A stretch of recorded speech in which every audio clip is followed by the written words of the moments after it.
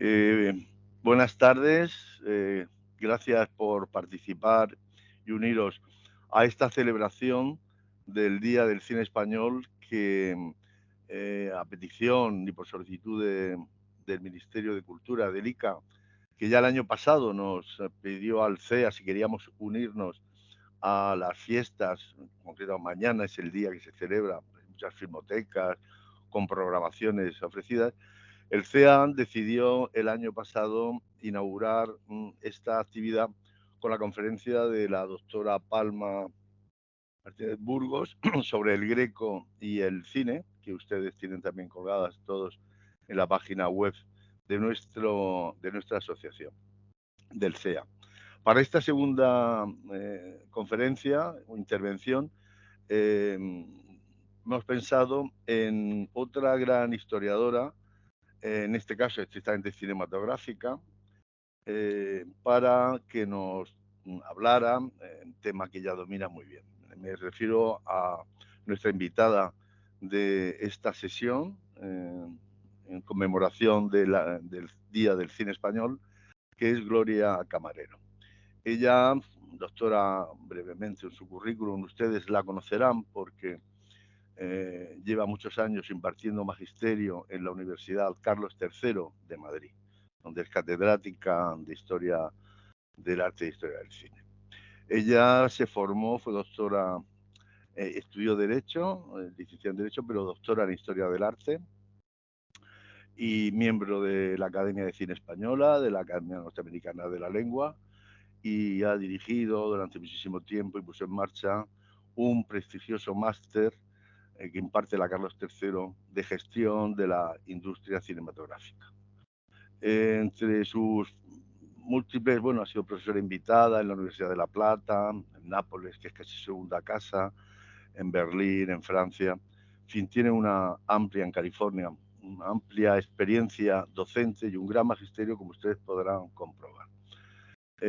Básicamente, su actividad investigadora se ha centrado en muchos aspectos, pero podríamos definirlo como en el estudio de los lenguajes visuales en relación con las artes plásticas, la arquitectura y el espacio urbano.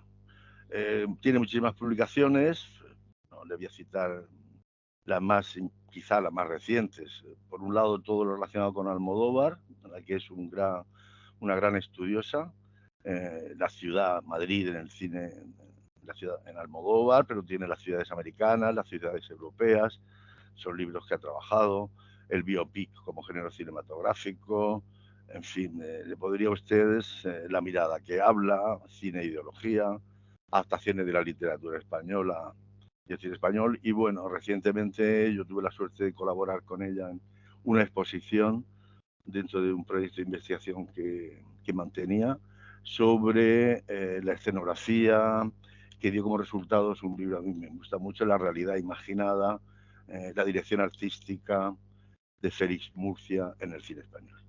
Bien, les dejo con ella, le agradezco enormemente que haya aceptado la invitación del CEA y a todos ustedes, pues gracias por participar y espero que lo disfruten. Muchísimas gracias.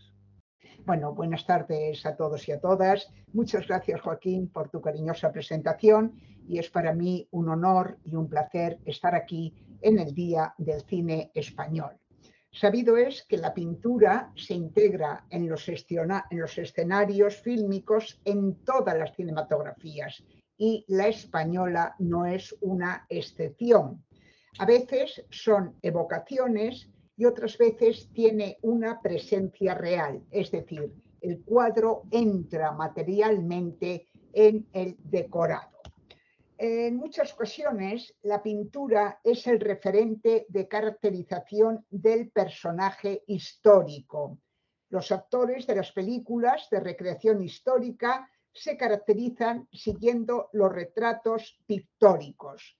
Los directores de arte conocen cómo era un personaje histórico por las pinturas y los grabados y los caracterizan en base a ellas. Baste citar el caso de A la Triste, la película que dirigió en el 2006 Agustín Díaz Llanes y sobre las novelas de Arturo Pérez Reverte. Como vemos aquí en esta imagen, el personaje de Quevedo, que interpretaba Juan Echanove, se caracterizó según el retrato del escritor inicialmente atribuido a Velázquez.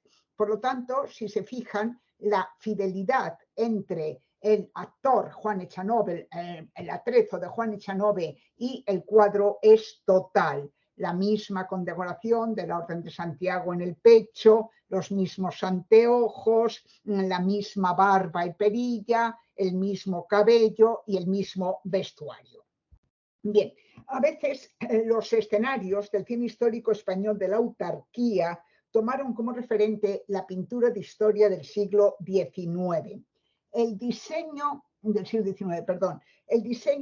dormitorio de Isabel la Católica en Locura de Amor, donde hace testamento poco antes de morir, que realizó uno de los grandes escenógrafos de la época, Sigfrido Burman, sigue exactamente el modelo de dormitorio que pintó Rosales, Eduardo Rosales, en el testamento de Isabel la Católica. Y digo que lo sigue realmente al pie de la letra, como todos podemos intuir aquí. Locura de Amor recreó la muerte de Felipe el Hermoso, que incluyó el traslado del cadáver desde Burgos, donde murió, hasta Granada, donde fue enterrado.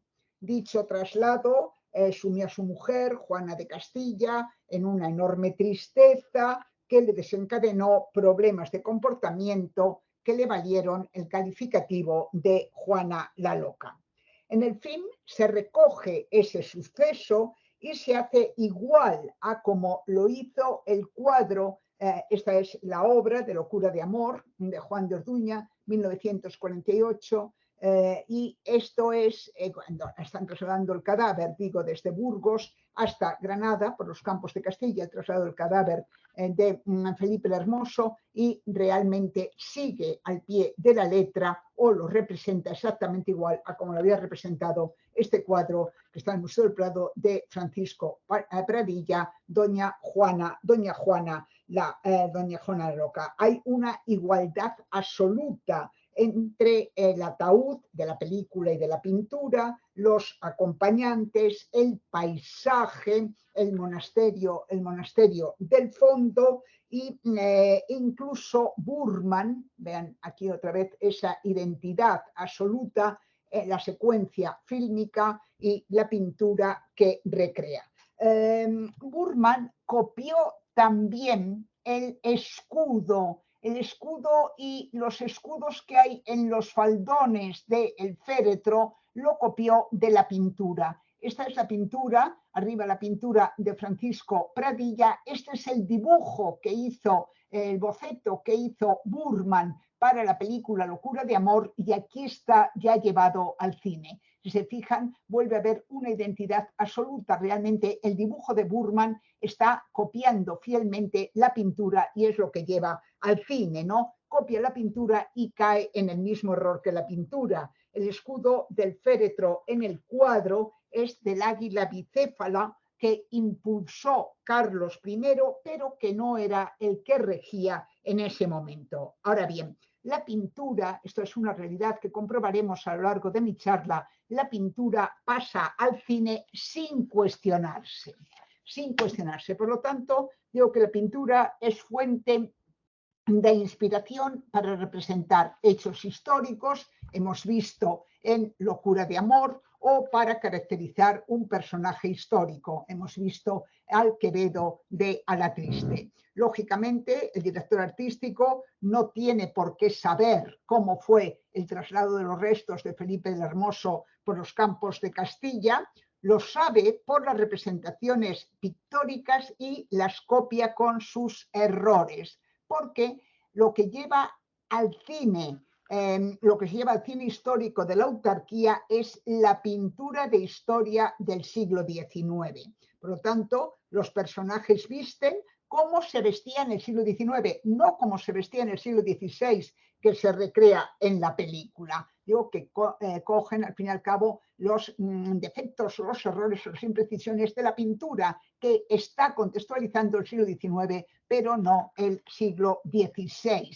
La misma escena está en una versión muy posterior del drama de Tamayo y Baus, que es La corona partida, que dirigió Jordi Frades en 2016, y vean cómo vuelve a tomar como referencia el mismo cuadro de Pradilla, convirtiéndolo casi en una especie de tableau vivant. Por supuesto, el escudo del féretro no ha cambiado. Bien, por lo tanto, hay ya una primera realidad a la que llegamos, y es que el cine reconoce o concede a la pintura un estatus, no la cuestiona, no se plantea si tiene errores, la traspasa sin más. Esto es así siempre, y yo he traído aquí este cuadro de Gérôme que tienen en pantalla. Este famosísimo cuadro de Gérôme representa la escena, una escena en un anfiteatro romano en la que el gladiador espera la decisión del emperador, muerte o vida. La gente saca la mano y gira el pulgar hacia abajo. Eso es lo que se llama pulgar girado, que da nombre al cuadro. Se interpretó que ese gesto significaba muerte, el pulgar para abajo, y ello ha servido para que todas las películas de romanos, en todas las películas de romanos, el pulgar hacia abajo signifique muerte.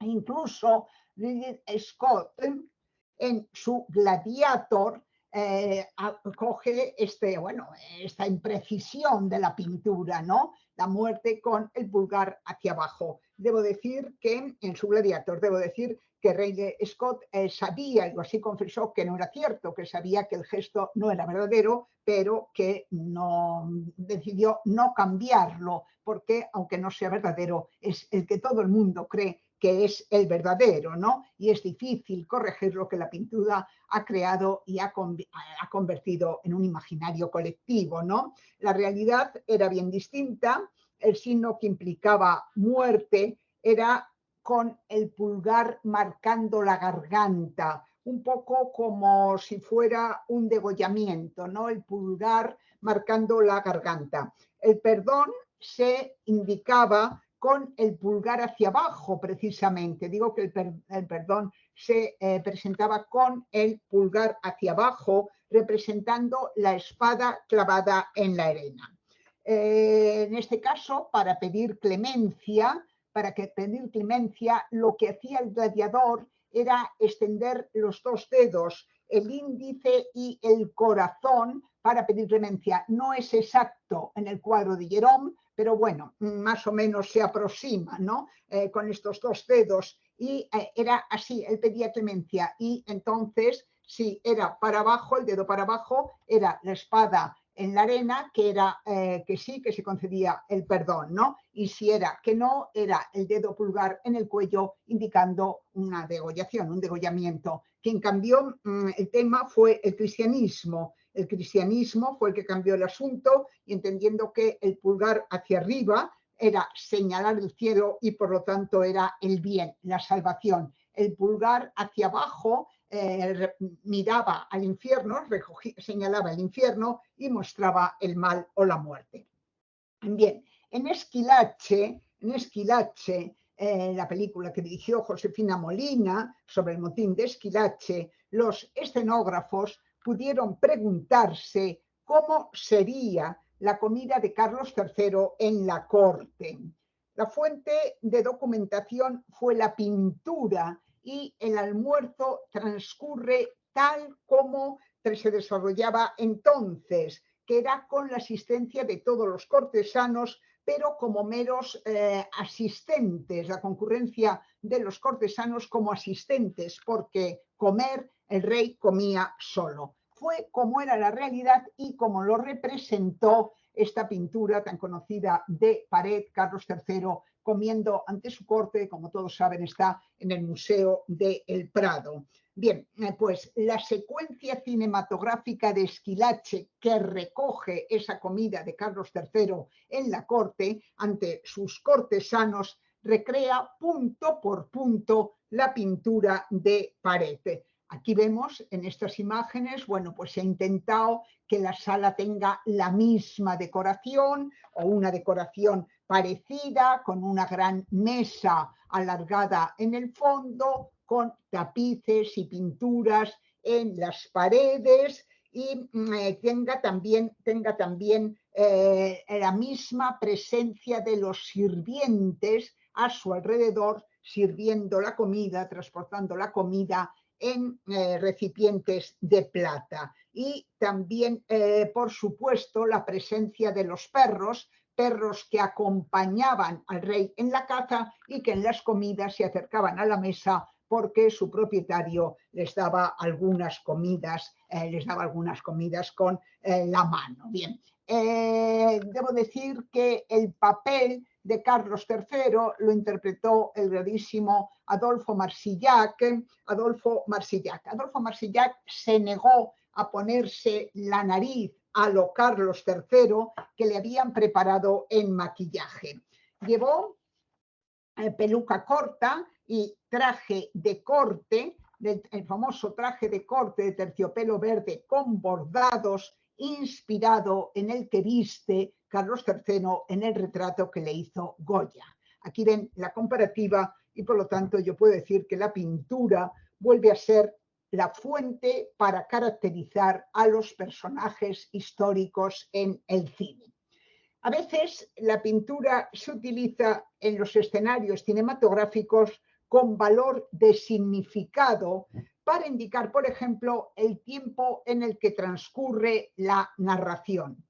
Domingo de Carnaval es, según dijo su director, Edgar Neville, un cuadro de Solana en movimiento. La realidad es que en esta película la pintura de máscaras y de episodios carnavalescos de Gutiérrez Solana sirven para contextualizar la acción y para indicar que transcurre en los días de carnaval. Los personajes cinematográficos se viven o representan o ejemplifican su entierro de la sardina con una escenografía muy similar a cómo lo hacen los protagonistas de la pintura de Gutiérrez Solana en la obra homónima. Esta es la representación del entierro de la sardina en el Domingo de Carnaval de Edgar Neville y esta es una representación del entierro de la sardina en Gutiérrez Solana. Por supuesto, no les faltan a los personajes cinematográficos de Domingo de Carnaval, de Edgar Neville, no les faltan las máscaras inspiradas en las que creó Gutiérrez Solana, que ayudan a ilustrar el relato. El hecho de que los personajes a lo largo de la película lleven con frecuencia máscaras genera en el espectador cierta intriga porque no sabes a quién tienes delante y esa cierta intriga que genera por no saber a quién tienes delante le viene bien al argumento porque al fin y al cabo el argumento de Domingo de Carnaval es la historia de un crimen y las pesquisas para encontrar al verdadero asesino. También debo decir que la utilización de máscaras, en este caso concreto, tuvo otra ventaja. Parece ser que el director quería a toda costa que el protagonista masculino de la película fuera Fernando Fernán Gómez, pero Fernando Fernán Gómez en ese momento no podía, no tenía total disponibilidad porque estaba en otro rodaje. Entonces pactó con Edgar Neville que sí haría el papel, sería protagonista de Domingo de Carnaval siempre y cuando pudiera compatibilizar los dos rodajes. Razón por la cual cuando Fernando Fernán Gómez aparece como con máscara en la película no es él, es un doble. O sea que el uso de máscaras permitió hacer ese doblete. Pero bueno, en cualquier caso, lo que yo quiero dejar claro es que la evocación de las máscaras de Gutiérrez Solana en Domingo de Carnaval es un recurso temático más que un recurso de oportunidad.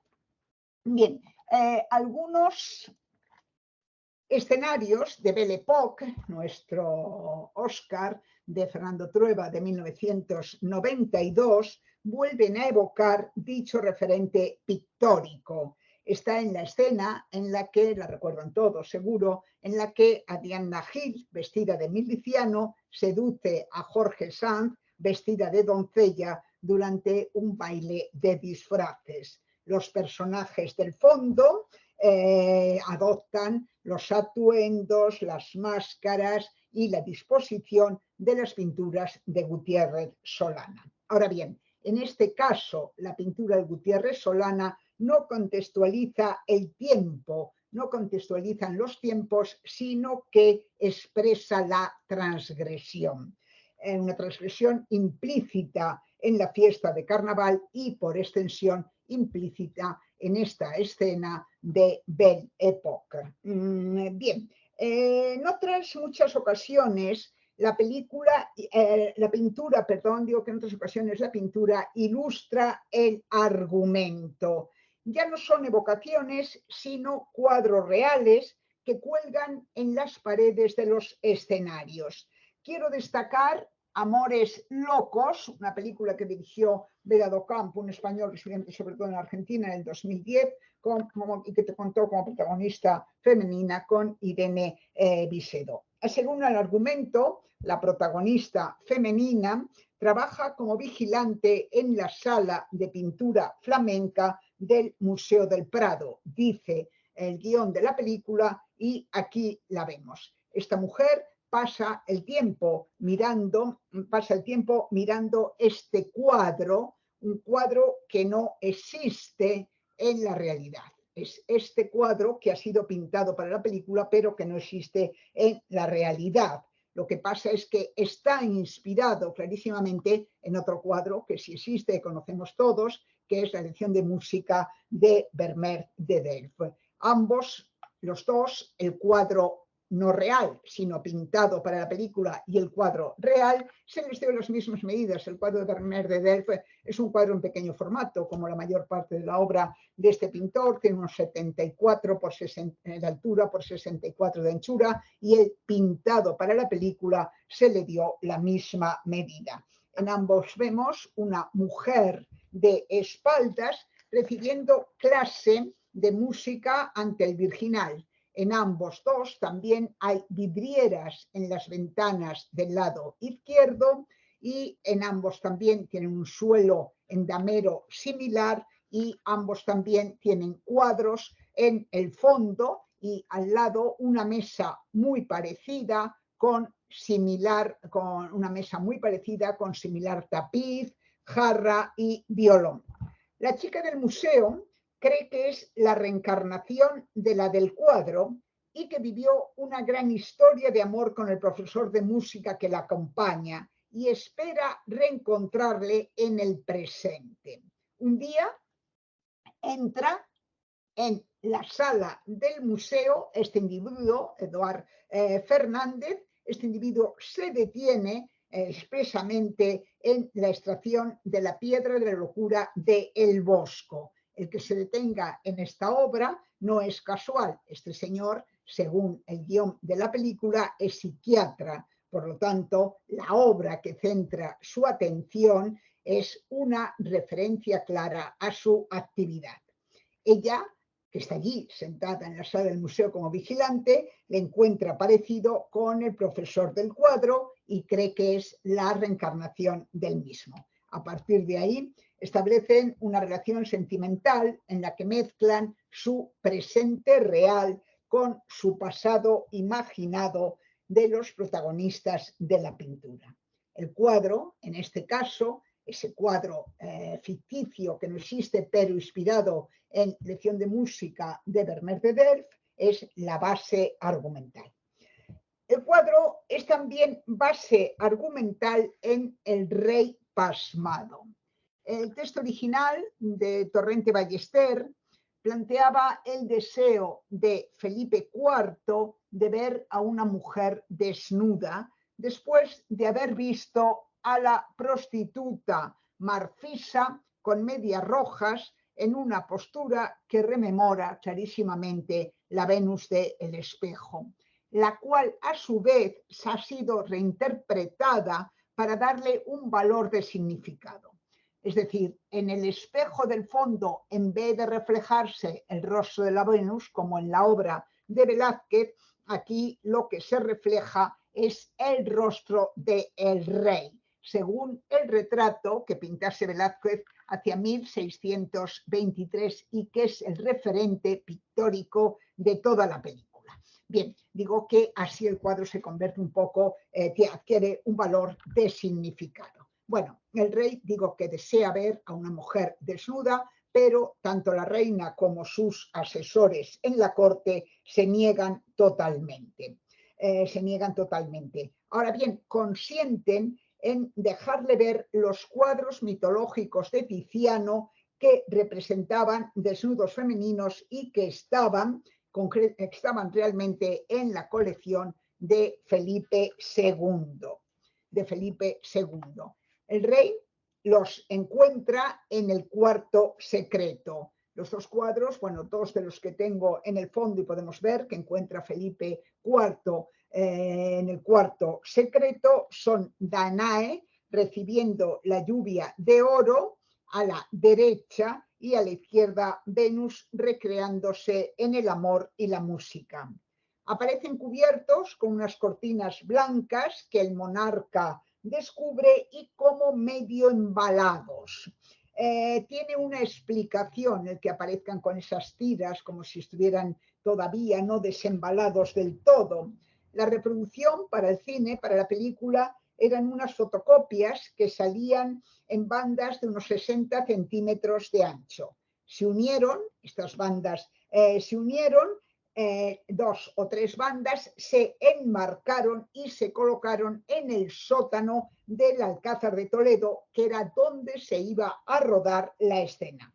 Cuando empezó el rodaje, el calor de los focos y el calor de las personas en esta sala hizo que empezaran a despegarse las bandas con las que se habían constituido los cuadros. Y para disimularse esas aberturas que se hacían al despegarse, se colocaron estas bandas que son tiras de las mismas telas que los cubrían. Este recurso de las cintas era lógicamente donde iban las uniones de las bandas que salían de la fotocopiadora, ¿no? Bien, digo que este recurso de colocar esas cintas pues permite el primer plano sobre concretamente este que tengo aquí, sobre Venus recreándose en el amor y la música, que no hubiera sido posible hacer un primer plano cuando todo estaba medio despegado.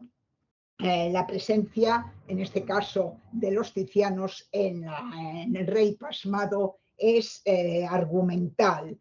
Contemplarlos había sido el gran objetivo del monarca. Cuando lo logra, le invade la sorpresa y la admiración, y su caracterización, como siempre, viene de este retrato pictórico que hizo Velázquez de Felipe IV.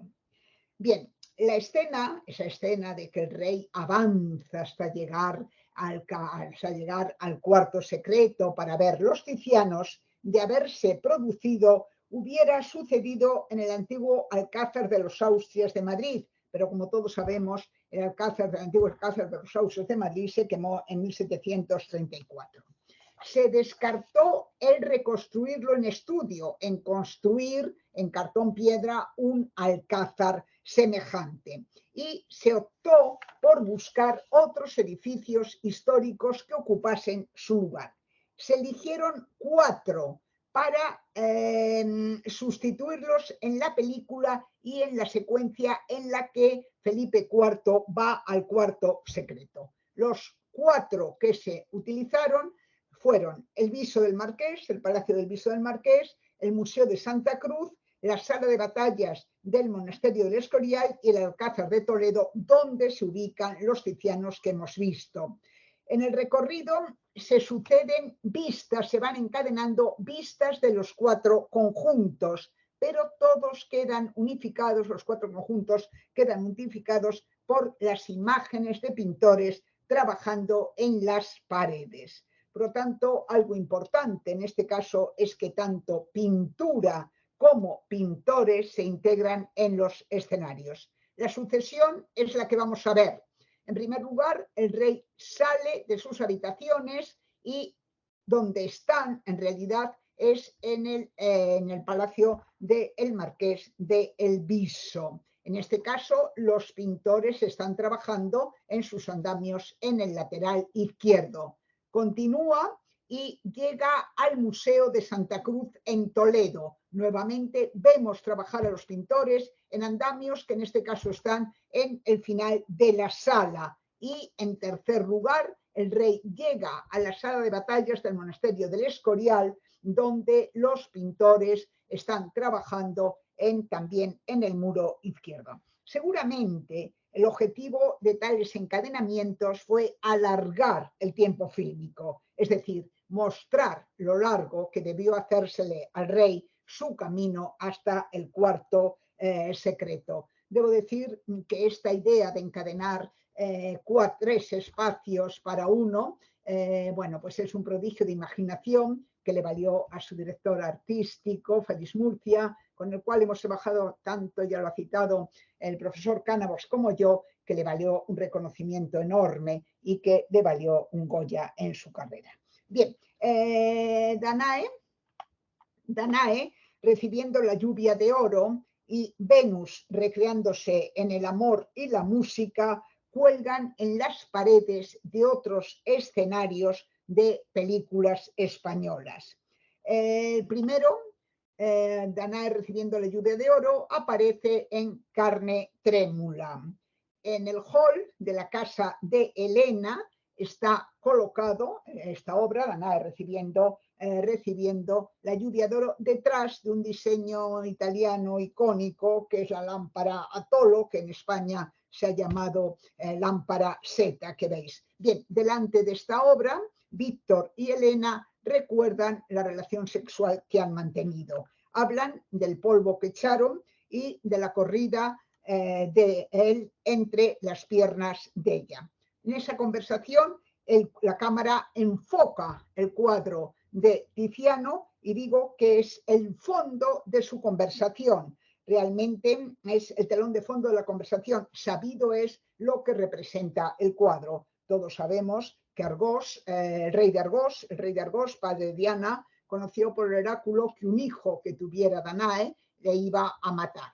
Entonces, cuando Danae alcanzó la pubertad, la encerró en una torre y al cuidado de una doncella anciana para que impidiese que nadie pudiera acercarse carnalmente a ella. Zeus se enamoró de Danae, la fecundó metamorfoseado en polvo de oro y quedó embarazada de Perseo, que finalmente mataría al rey de Argos. La pintura representa en el momento en el que Zeus descarga el polvo de oro en las piernas de la muchacha. Por lo tanto, polvo y piernas abiertas están en la obra pictórica y están en el guión del film. El cuadro interrelaciona con la diegesis fílmica.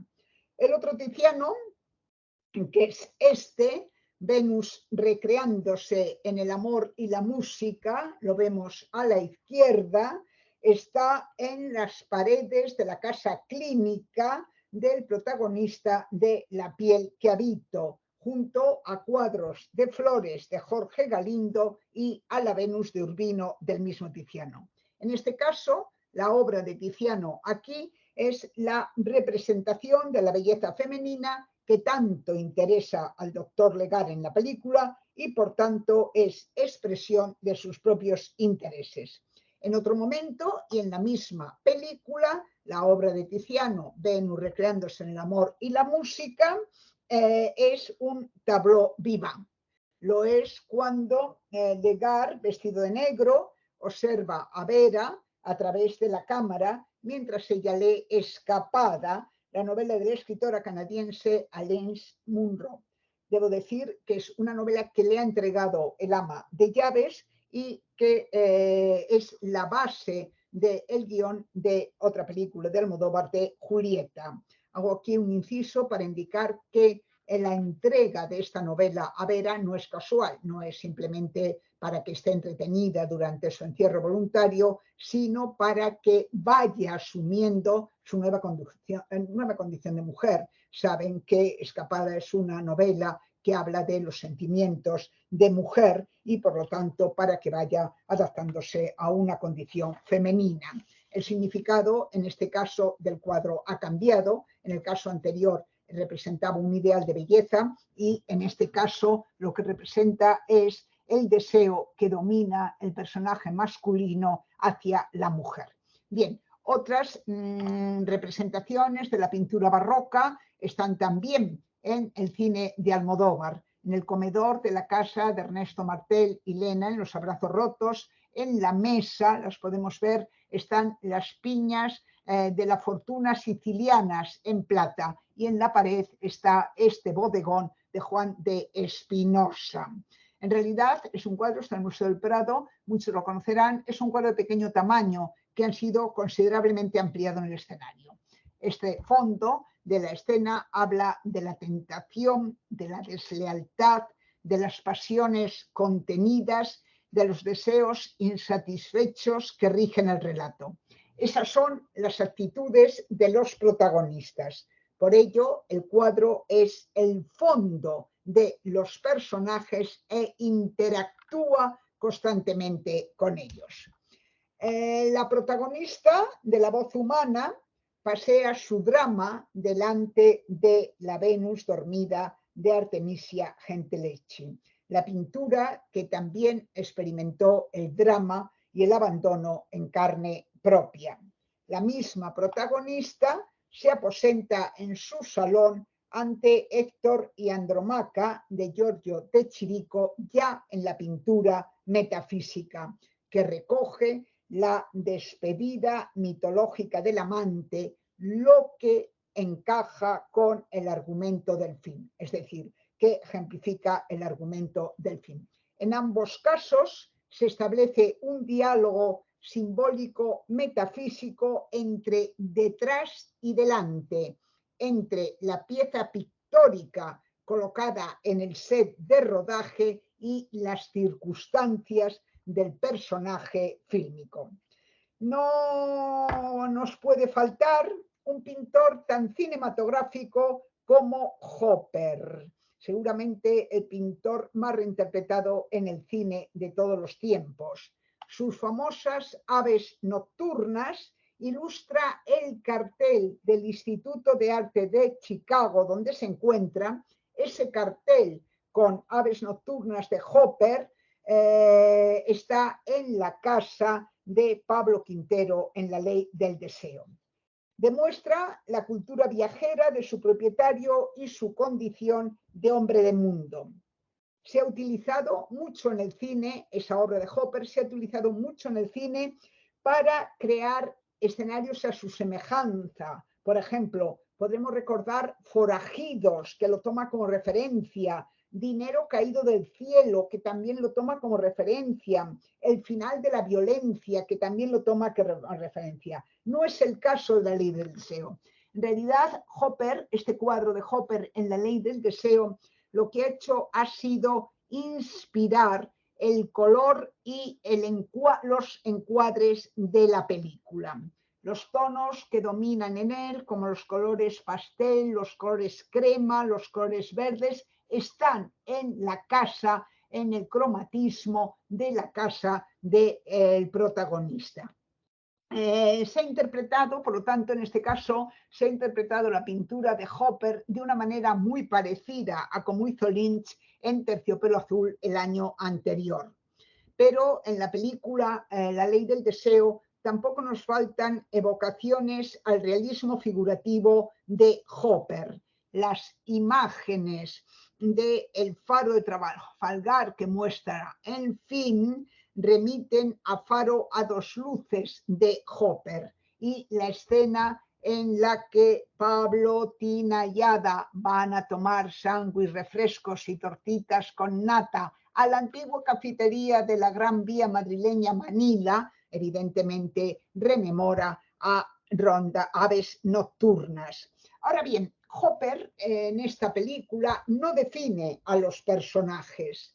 Las pinturas que definen al personaje son estas pinturas de Richard Lindner que están en la casa de Tina. Vemos dos secuencias de la casa de Tina donde aparecen estas dos pinturas del pop de Richard Lindner. Realmente en este caso sí tienen valor de significado, sí que definen la situación personal de la protagonista, de Tina Quintero. Realmente ella ha entrado recientemente en el reino de lo femenino, lo ha hecho con una gran fuerza, con un gran poder y se identifica con estas mujeres que pintó Lindner, que son unas mujeres evidentemente potentes, sensuales y dotadas de curvas importantes.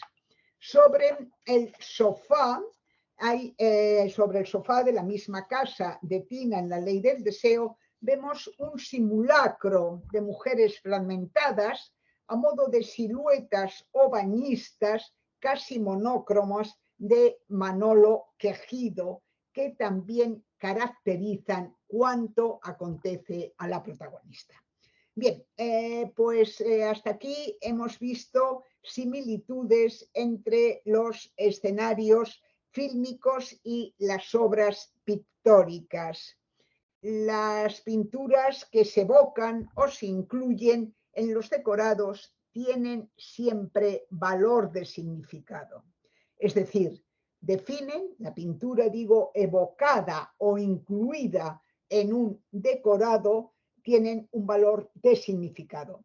Definen los espacios de representación, caracterizan el comportamiento y los sentimientos de los protagonistas, aportan las claves temáticas, ilustran la acción, referencian tiempos y lugares.